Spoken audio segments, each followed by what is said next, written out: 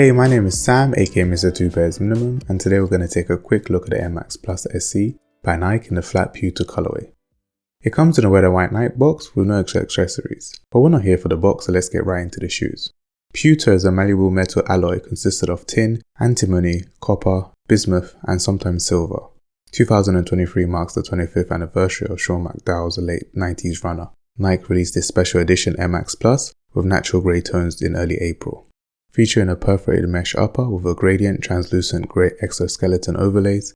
I like its tumbled details on its leather, plus, pun intended, the contrast of its white canvas tongue. It's a clean shoe that's easy to style.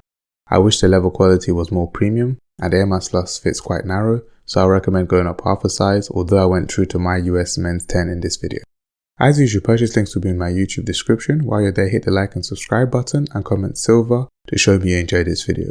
Now let's discuss, did you pick these up, did you miss out, or did you pass? Let me know your thoughts in the comments below. Apart from that, have a good day.